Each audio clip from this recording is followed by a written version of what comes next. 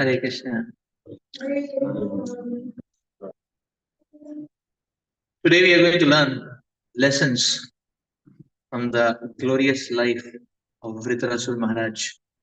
The sixth canto of Srimad Bhagavatam.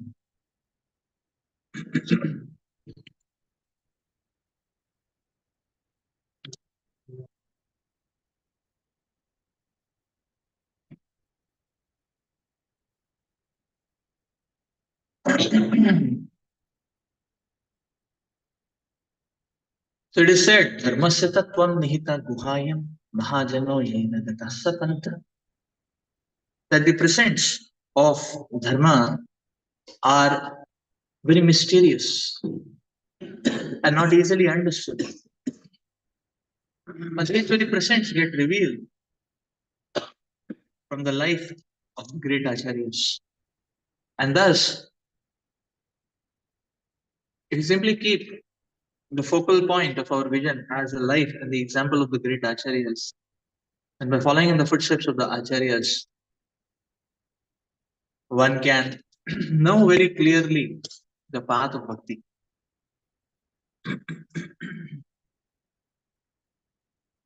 Vritarasur Maharaj's character, his behavior, his heart, is an epitome of bhakti. So we can understand the lessons of bhakti from the life of Vritarasur Maharaj.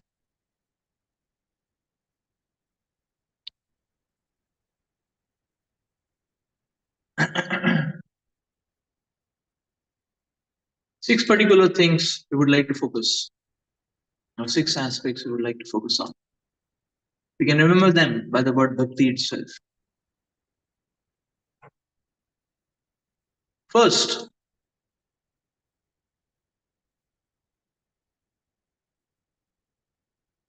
from Vritarasur Maharaj's life, we can understand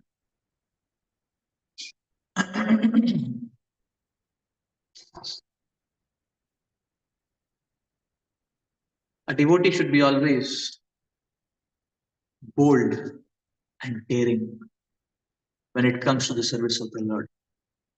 So the first aspect of bhakti which we learn from Vritarasur Maharaj is bold.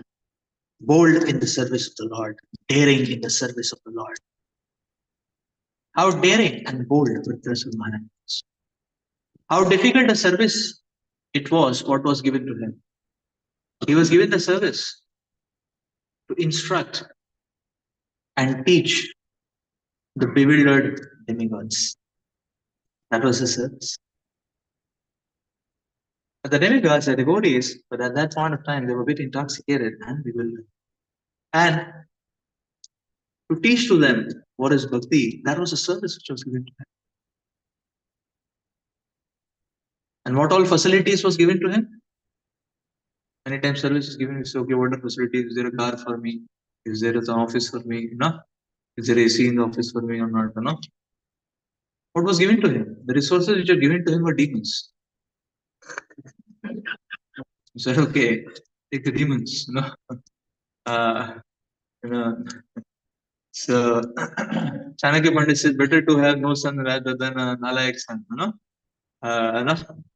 So he was given demoniac candidates, full on negative access. Like that. So full on negative access. Just imagine if you are given an assistant, which is negative access. That means positive access means they will assist you. Negative access means you have to, they will drain much more energy from you rather than contributing. So who would like to have such service? But that was what was given to him. And he was so bold. So Vritarasur Maharaj is there on the battlefield. Vritarasur Maharaj is fighting to his full might and right. He was so bold and daring. And he was challenging the demigods.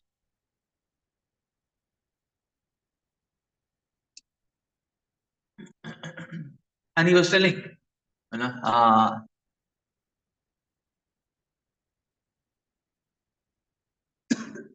he was challenging them. He was telling them, if you have any piety in your lives, stand before me. Dare to stand before me. if you have any piety in your lives, if you are following any percent of dharma in your life, there stand before me, I will see. And he's challenging Indra, Maharaj Indra, and he's telling Indra, shame on you. You killed your own spiritual master, the great equipoised Vishwarup, who had compassion for every living entity, who was Samadarshi, and you killed him. Shame on you, shame on you, he's saying, shame on you. And he's saying that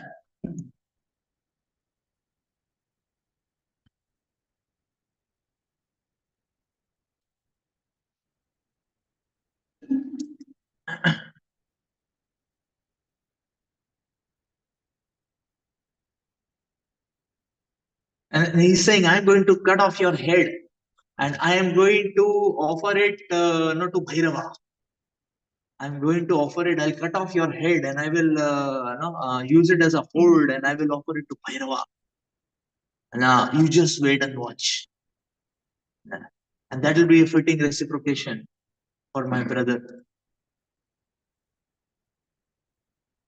So, it was not only a fitting reciprocation for, because Vishwarup was his brother, but this is a great Vaishnava offense which Maharaj Indra had committed.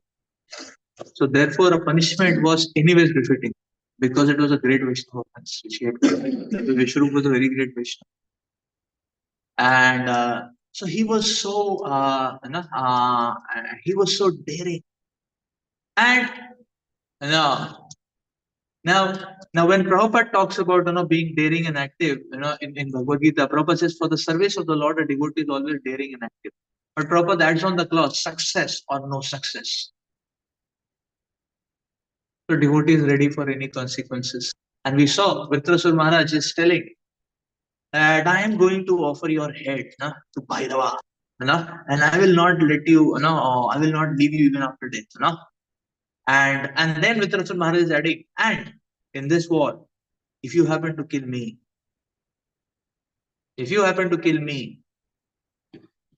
I will be most happy and ecstatic to offer my body to be eaten by jackals. So they are also part and parcel of Krishna. So I'll take great pleasure in offering my body, and seeing my body being eaten by jackals. Nothing to worry. But come on.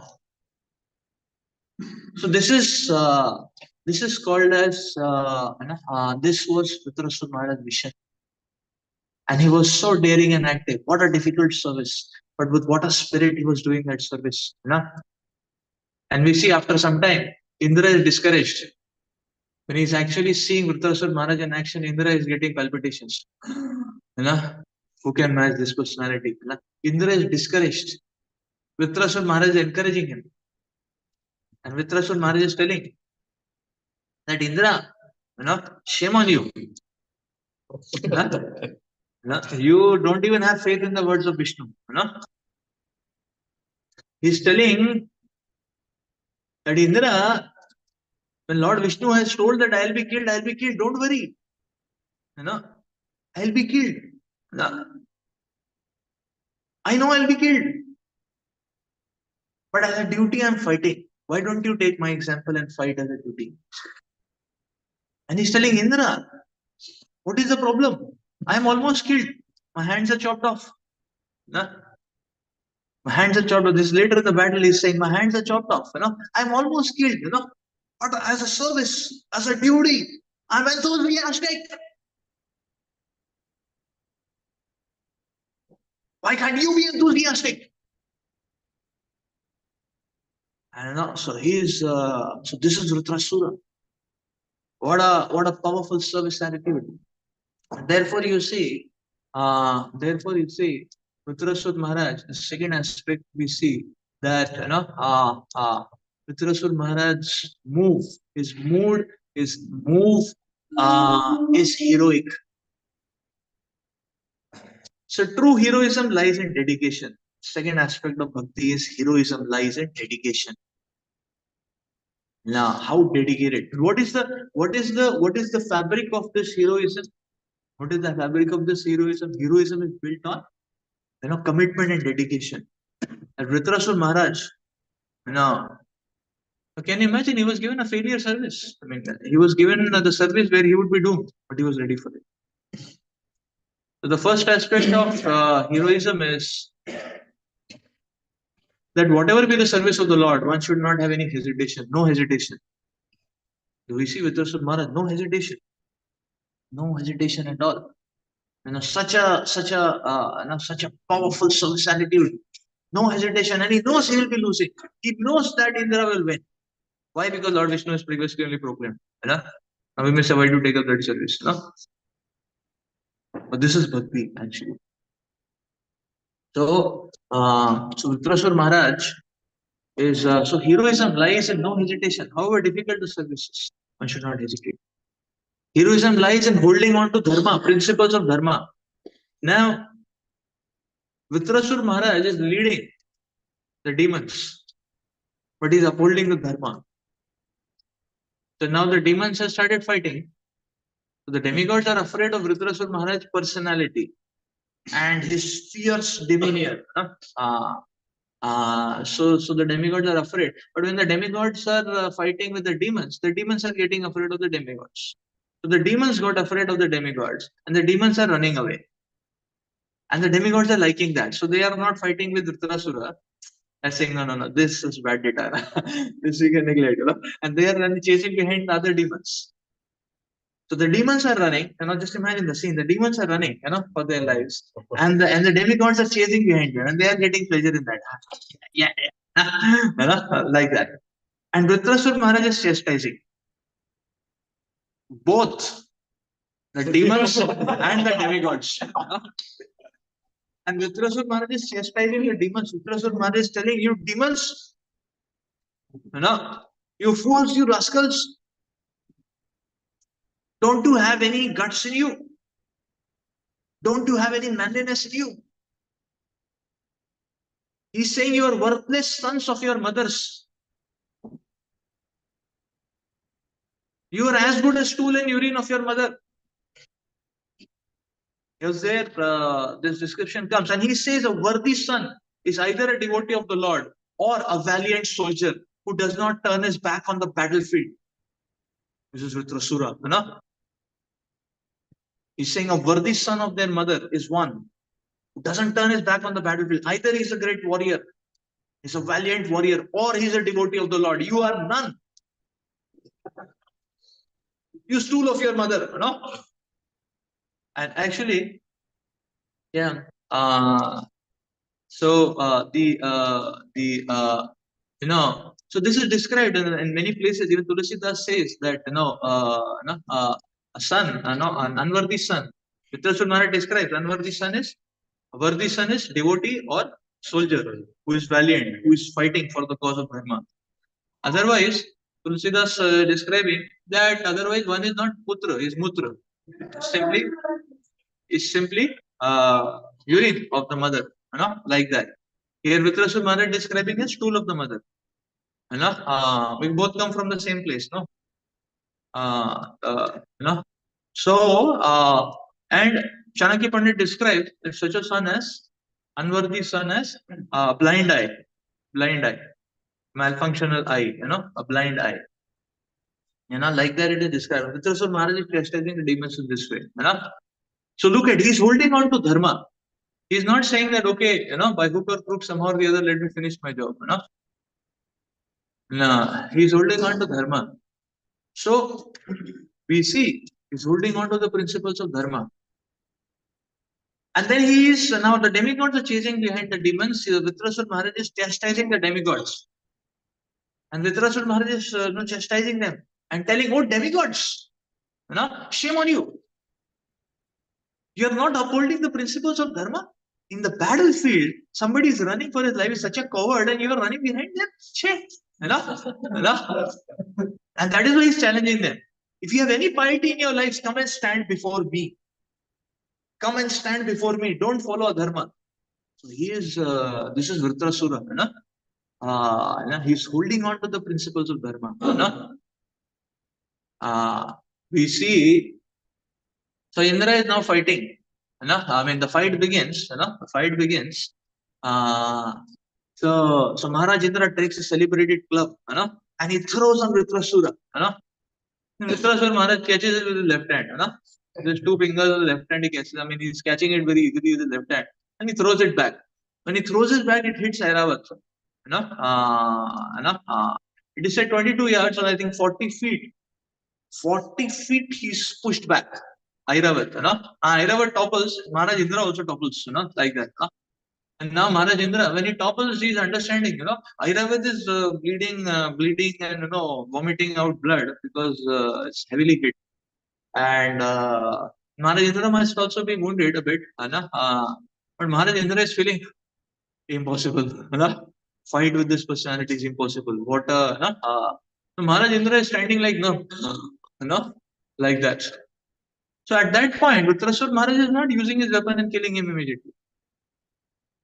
Vritrasura Maharaj is not killing him. Vritrasura Maharaj starts encouraging him. He's saying, no. Have faith in Krishna. Have faith in Krishna. Have faith in Krishna. Like that.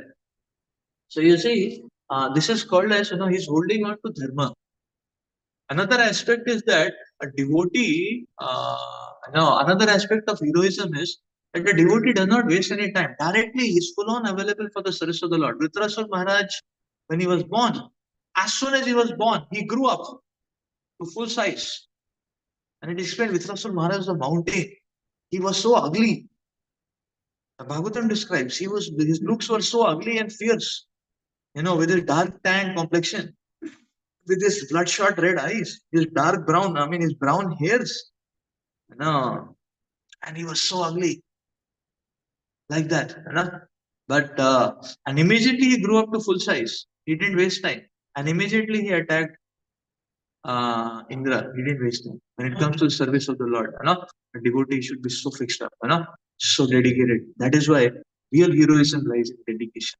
And we can see that from the life of Vritrasura Maharaj. The next aspect of bhakti we see here is A. A stands for anything for the purpose of the Lord. Anything for the purpose of the Lord. Anything for the purpose of the Lord. So Krishna wanted Vritrasura Maharaj to be killed, he was ready to be killed. Not just ready to be killed, he was eager to be killed. Not just ready to be killed. Vritrasura Maharaj is telling Indra, he is telling, oh Indra, you use your weapon. And don't worry, this weapon is going to kill me. And I am looking forward to that moment. He's saying he was eager to be killed. He was eager to be killed. Vritrasura Maharaj is eager to be killed. So so anything for the purpose of the Lord. Anything. Anything for the purpose of the Lord. He is fighting. First of all, he is given the service of fighting. Now, in fighting, there is no compassion. But he is supposed to fight with compassion. So when it comes to fighting, there is no question of compassion. But then he is supposed to fight with compassion. He's seeing Indra is not able to take it up. Indra is getting discouraged. He started to encourage Indra. So he's fighting with compassion. Anything for the purpose of the Lord. And he's supposed to lose. Can you imagine a fight where you are supposed to lose? That is the goal of your life. The goal of the fight, just say why to fight, But he's ready to be lose himself, anything for the purpose of the Lord. Now we may say, how? How Vritrasura Maharaj can come to this level? Or how Vritrasura Maharaj can come to this level? And that is because Vritrasura Maharaj was having Vritrasura Maharaj was having the knowledge. The K stands for knowledge. Knowledge that Krishna always protects those who take shelter of him. So he was knowing. A devotee knows his future. A devotee is not uncertain, whether I'll get job or not. whether no, I will no, survive or not, no, whether I will get food in my home or not, my children will survive or not. No? A devotee is knowing everything. A devotee is knowing Krishna is never going to fail in delivering or in protecting those who are surrendered. So devotee always knows. Bhaktivinoda Thakur says, na, Amara palana bharat ekona tumar. Oh Lord, I am surrendered to you. Sarvasya tumar, that comes. The Sarvasya tumar, that Amara palana bhar. That now I am surrendered to you. To maintain me is your responsibility. I will just focus on serving you. And to maintain your responsibility. Amara palana bhar ekona tumar. No? So he was knowing. So therefore, Vitrasat Maharaj is very confidently telling Indra that Indra, don't worry. You will get what you want. I will get what I want. Because Krishna is so merciful. So he is knowing the all merciful nature, all compassionate nature of Lord Krishna. And therefore, he's so confident. He's saying, Indra, you will get what you want. You want heaven, nah? You will get it. Don't worry. It's yours. Just do it. Just take the step forward and occupy, come forward, come over me, step over me and occupy your throne. No problem, and I'm going to leave. Don't worry. I'm going to leave. Don't worry. And he's telling Indra, you must be thinking, what will I get? I will also get what I want. Don't worry, Don't worry, I want to go back to Godhead. I will also get what I want. He said, I will also get what I want. I will go back to Godhead, So he is telling that, okay, this Vajra, which is Supreme Lord,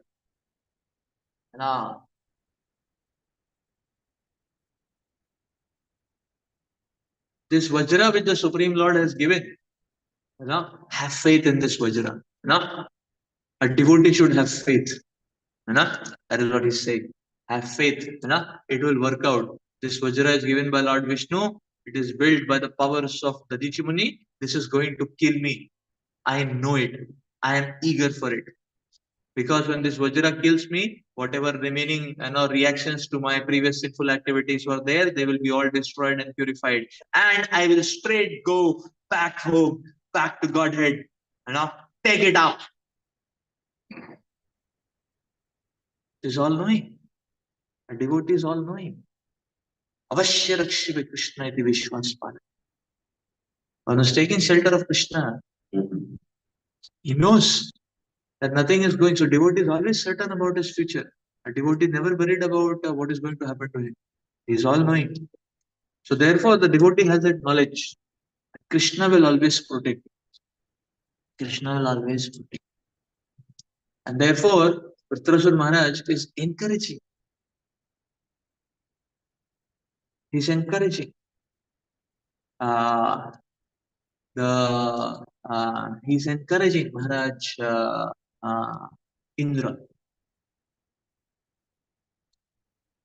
He's encouraging Maharaj Indra. So, because he is very confident, Indra had doubts. But Vritrasur Maharaj has no doubts on the purpose of Krishna, on the will of Krishna.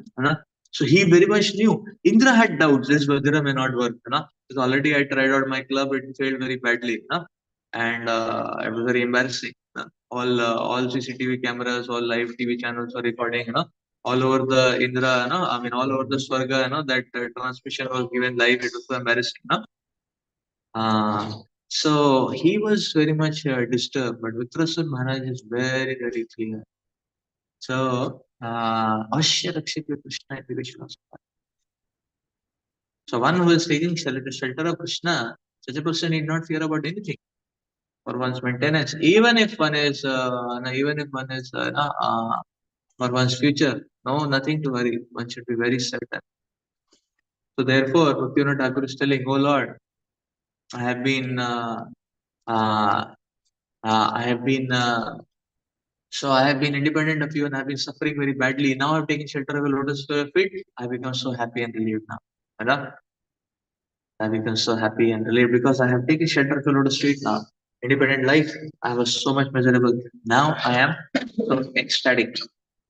So you see, Vritrasur Maharaj is ecstatic and Indra is static.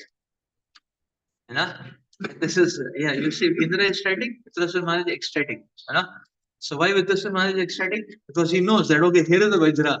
Only this Vajra, this Vajra will take me back to God. Because this Vajra will come in my body and I will go back to God. Finished. Like that. And so he is ecstatic. And Indra is static because he is fearful. Oh, what will happen? Lord Vishnu has told, but let's be practical. It's not working out. So, my club did work out. Indra is not using the Vajra only. And Vitrasur had to pump him up so much. Pump him up so much. Now, the next aspect of bhakti, which we understand, is T. T stands for Tatra Lolyam Ekamapi Mulyam. Tatra Lolyam Ekamapi Mulyam. Rupa Goswami explains that what is the price to go back home, back to Godhead. Srila Rupa Goswami explains the price to go back home, back to Godhead is Tatra Lolyam Ekamapi Mulyam. That Lolyam to attain Krishna. And therefore, Vitrasur Maharaj having encouraged Indra, Vitrasur Maharaj is telling, I am so eager to go back home, back to Godhead. I am so much wanting to go back home, back to Godhead. And Vitrasur Maharaj so he is understanding that he has almost done his service, and therefore he is coming in that mood of remembering Krishna, and he's saying, I am so much eager to go back home, back to Godhead. Vitrasur Maharaj is saying, Aham Hare Tava Padaika Moolam Dasanudaso Bhavitasme Bhuya Manasmareta Supate Namiste Granitavakam Karam Karotu Kaya. So he's telling that, oh Lord, when will I become the servant of your eternal servants? Now I'm eager for that moment that I can become the servant of Ham Hare Tavapade Kamulam, and I can become the servant of your eternal servants. Who are constantly worshipping your lotus feet. Because when this happens, what will happen? When this happens, what will happen? My body will be fully engaged in serving you. My body will be fully engaged in serving you. Dasanudaso Bhavita. Manas Maretas Pate Namaste. My mind will be always thinking of you, absorbed, obsessed in thinking and meditating about you. Granitavakam. My words will be always glorifying you, and anything which comes out from my mouth will always glorify you, and my body will be engaged in His service. So therefore, what I long for is to become the servant of your eternal servants who are holding on and serving your lotus feet constantly. Nanaka Prishtam, Nacha Parameshtam, Na Sarvabhauman Rasadhipatyam, Na Yoga Siddhim Punarbhavam Va. Samanjasatva virahasya kamshi. Oh Lord, Anakapishtam Nachaparamishtam Sarvabhauman Arasadipatya. I do not want liberation. I do not want elevation to the heavenly planets. I don't want controllership of the heavenly planets, controllership of the earthly planets, controllership of the hellish planets. I do not want liberation. Na yoga siddhim punarbhavappa. I do not want any yoga siddhi. I do not want to be delivered from the repetition of birth and death. All I want, oh Lord, is your lotus feet. At separation from your lotus feet, what is burning me, and I simply want the shelter of your lotus feet, oh Lord. I'm hankering for obtaining the shelter of your lotus feet. I'm hankering for obtaining the shelter of your lotus feet. And Vitrasur Maharaj is then further telling, what is the nature of my hankering? What is the nature? Ajata Paksha Iva Mataram Khaga.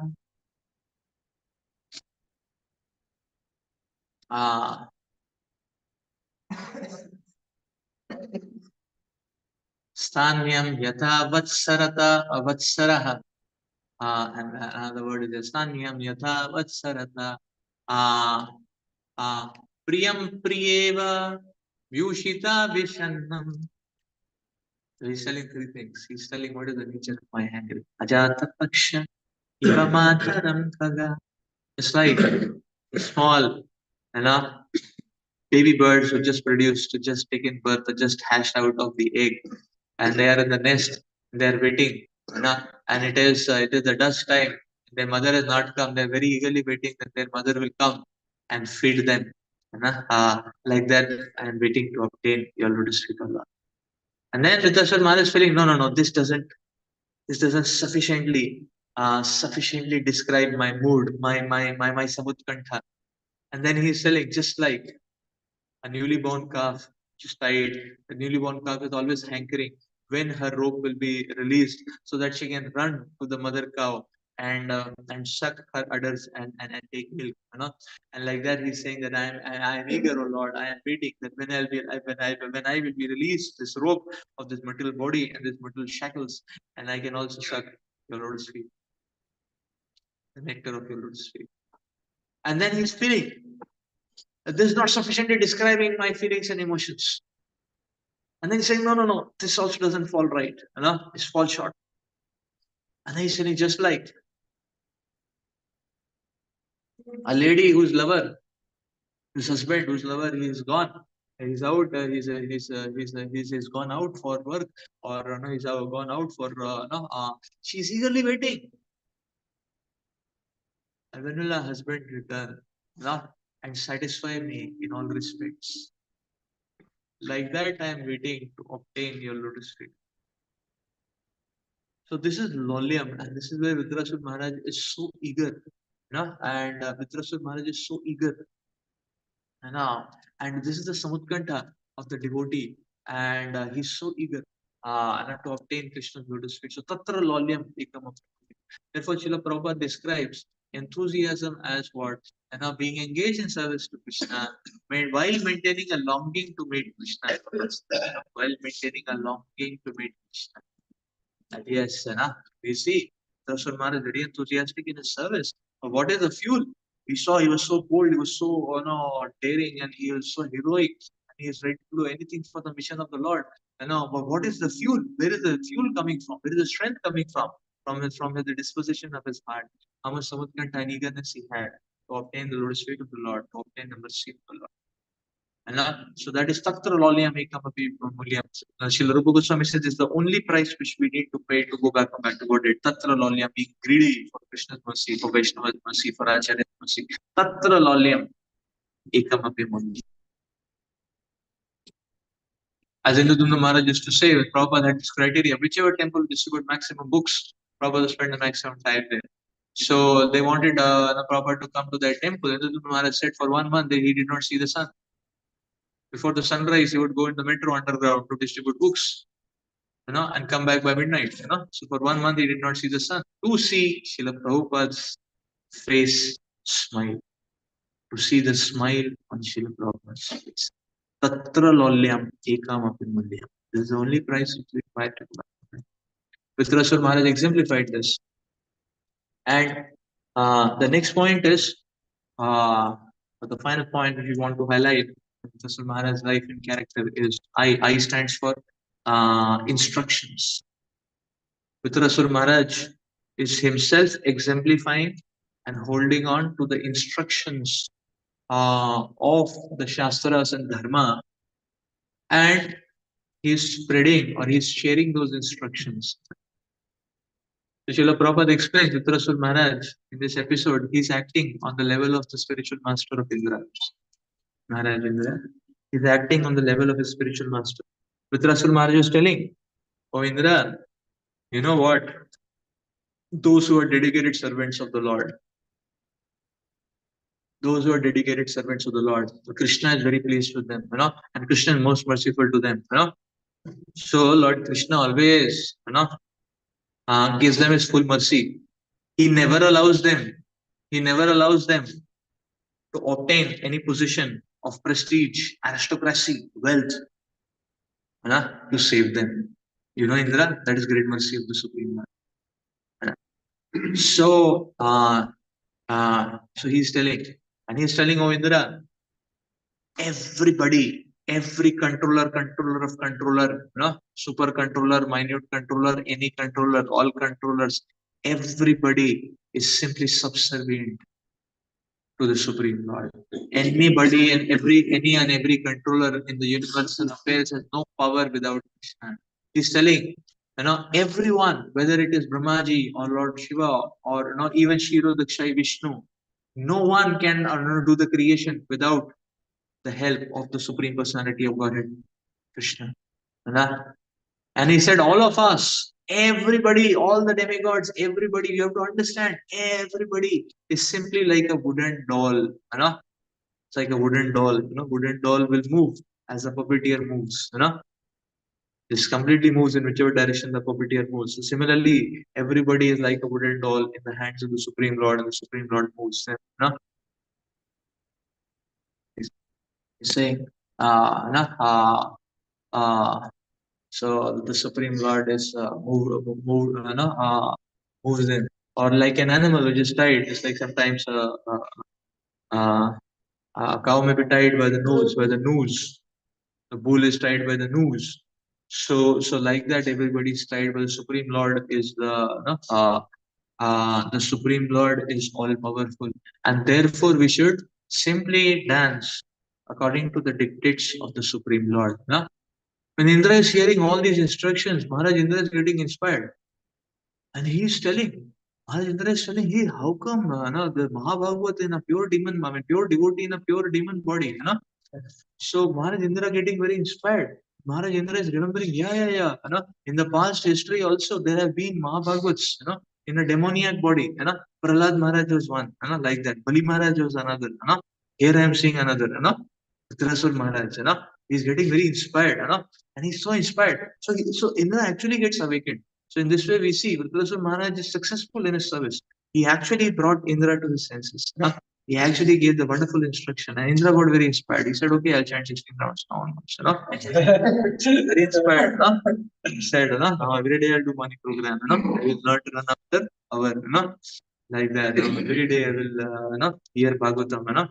So Indra is getting inspiration. And Indra is very inspired, and he is telling, and he is wondering, oh, how he became such a great devotee. Like that. Indra is wondering, how he has become such a great devotee. Mahabhagavad. This goes to show actually that bhakti does not follow any no restrictions in any situation, in any setting, any type of body, any type of situation. And he was with us surrounded by the demons. He's a pure devotee. Any situation we can practice Krishna consciousness. So Indra getting very inspired. And Vitasur Maharaj is seeing that Indra is, Vitasur Maharaj further instructed him. And then both of them sit down. Now in the battle, what has happened? Both of them sit down. And they started discussing Krishna Katha. And Vitrasur Maharaj is speaking Krishna Katha. Indra is ecstatic. And seeing Indra is ecstatic. Indra has come to his senses. Indra is ecstatic. And Vitrasur Maharaj is also very ecstatic. He is glorifying Krishna. And Krishna Katha is going on the battlefield. Vitrasur Maharaj is speaking about Bhagavatam. That is a devotee. He doesn't see time, place, circumstance. He doesn't see time, place, circumstance. Anywhere he speaks Krishna Katha. So anywhere he speaks Krishna Katha. And therefore, Vitrasur Maharaj, battlefield, no battlefield, no point of death, graveyard, nothing, no problem, Krishna Katha all the time, So Krishna Katha goes on for a long time, And after a long time has passed, Krishna Katha is going on very ecstatic. All Krishna Katha is going on. Tushyantecha, Ramanticha, Yes, Tushyantecha, Ramanticha is going on, all ecstatic. And then Vitrasur Maharaj is telling, okay, Indra, let's get back to service now, And then Vitrasur Maharaj is again very enthusiastic, By the way, by this time, both his hands were cut off. Because when he encouraged Indra, Indra actually cut off his hands, So both his hands were cut off, And Vitrasur Maharaj again very enthusiastic. He said, okay, let's do the service now. Go all, So he is very enthusiastic, And what he does is that, he simply charges up his body, And he's simply charging up the body. He a little bit bends down. He opens his mouth. His mouth is very wide, And he opens his mouth, with his jaw and all that, like that, He opens up his mouth and and then he's running, And the whole earth is shaking when he's running, So look at how he's doing his service. He's running, and he runs and runs and runs. He has no hands. He's running. He has no weapons. He has no hands, And he's running. He swallows Indra, He just, in his mouth, he swallows Indra, like that, He swallows Indra and gobbles him up, The Indra goes in the stomach, Like that, So, he swallows Indra and, like that, So Indra good. So this was Vitrasan Maharaj, he just followed Indra, like that. And everybody is so fearful seeing that. And Vitrasan Maharaj is understanding, okay, I've done my seva now, now I can do my sadhana. So he sits down, so he feels, okay, Indra is, I've done my seva, I followed him up, what more is expected of me, like that, he's followed him up, and so uh, uh, uh, he didn't kill him inside his body, he just followed him up, so like that, and Vitrasan Maharaj thinks I've done my seva. So he sits down, a devotee, Kirtaniya Sadahari, he sits down, he starts chanting, he starts meditating on Lord Sankarshan, and he's in ecstasy, in the, because he thinks that, okay, I have done my service, this is the maximum what I could have done, so I frightened him, I gave him instructions, and I have, he's overwhelmed now, I have beaten him up, swallowed him up, he didn't burn him, he didn't kill him, he just swallowed. So he sits down in his full meditation on Lord Sankarshan, like that. And Indra, by the way, he with the Vajra is inside, yeah. So in the he the Vajra is inside, So actually Vitashamana didn't kill him inside this time, He didn't chew him with his teeth or something. He could have done that. He's a Vaishnava, So he just wanted to do service, He did his service to his and then he just sat down in meditation.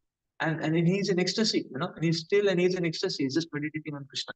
Manajindra with the Vajra, he breaks open the stomach and comes out, And Vitrasan Maharaj is unaffected now. He is completely in meditation, like that. And he's meditation. Now Maharaj Indra is now he's thinking, okay, I have to do my service. He has done service, so he's getting he got with all that inspiration which Maharaj Vitrasu gave him. Indra starts taking the Vajra and starts cutting the neck of Maharaj Vitrasu. It took him 1 year of the demigods to do that. 1 year of the demigods to cut his neck. 1 year it took him. And when that happened, Maharaj Vitrasu's head, after a year, it just fell a drop off. But Ajay has explained that when Maharaj Vitrasu understood that he has done his service, he immediately sat down, and he started chanting Hare Krishna, and started meditating on Lord Sankarshan, like that. Acharya has explained that time only he went back to back. So what Indra was cutting was dead body, and therefore it was hardened. Therefore it was hardened up, and therefore it took 1 year. It was a Mahabhagavata's dead body. It was not a normal dead body. Although it was ugly, but it was a Mahabhagavata's dead body. So morphologically it was ugly, but it was Mahabhagavata's dead body. It took him 1 year because the body had got hardened. Because so Acharya explained that Vitrasur Maharaj went back to Godhead. Indra, what kill? Maharaj just went back to Godhead. He did his service, he went back. Like that. Indra actually he kept on. He kept on. 1 year of demigods life. Yeah. 1 year of the demigods. Yeah, because the calculation is of the demigods, because that's a reference point. So it took him 1 year to cut off the neck with Prasad Maharaj. So this is the glorious life of dedication, and which Vitrasur Maharaj had been exemplifying. And such are our acharyas. So that is why we see Vitrasur Maharaj's previous life when as Chitraketu Maharaj, he very happily and gratefully he took the curse of Mother Parvati. He accepted, the punishment that was given by Mother Parvati, even though he had no much fault. Huh? Even though he had no much fault, but he accepted Mother Parvati as his mother, and he said, "My mother, you are giving me whatever you are giving me. I accept it, your prasad and your instructions, and I accept it." At that time, Lord Shiva also becomes ecstatic.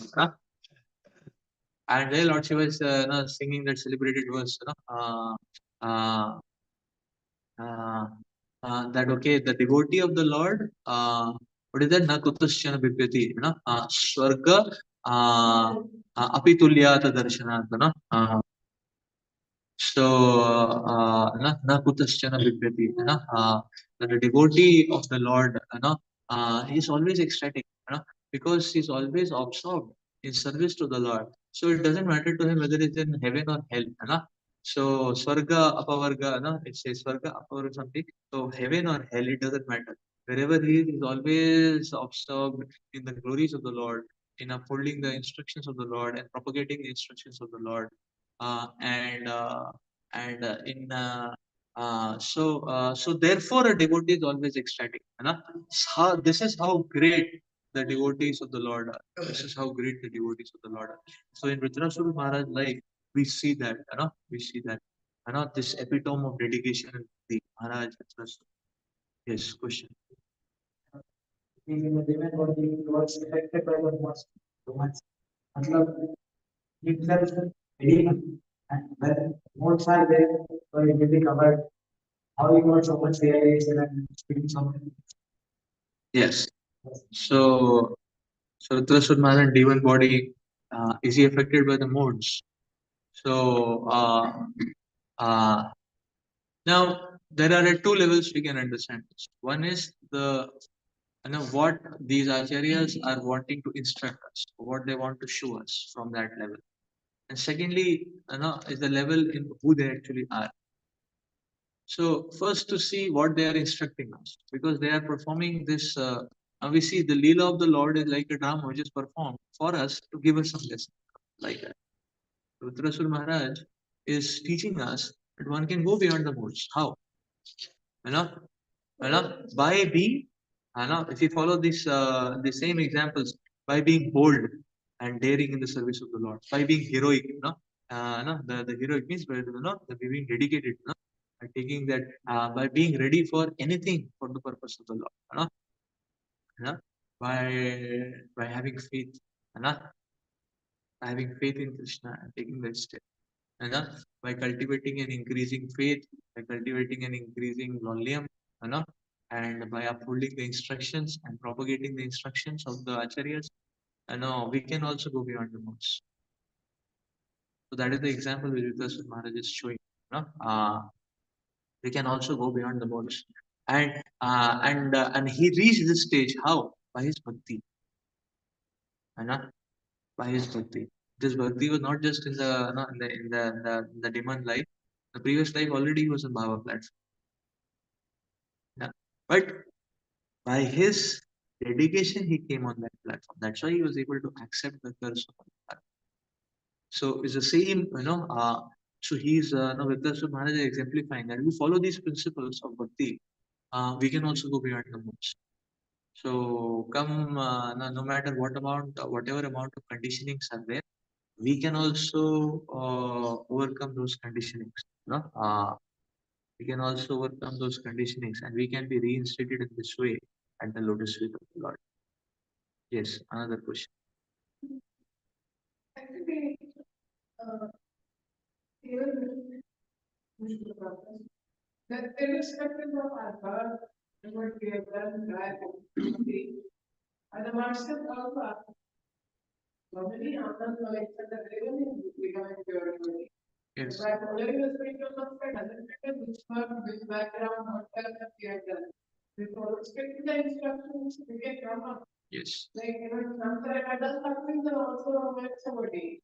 And regarding to man, because we go to listen way back by Veeram. So he's already sheltered. And then he never did it. Okay. Absolutely correct. And Veeram.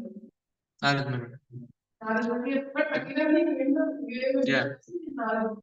it is already decided. It doesn't matter how comfortable continues. Yes.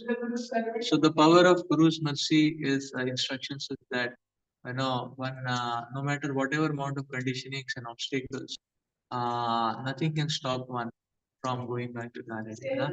Nothing can stop one from going back to Garden. Here we can see. So actually, what guaranteed is going back to Garden because he accepted Mother Parvati's punishment also as mother. He accepted Mother Parvati as a guru.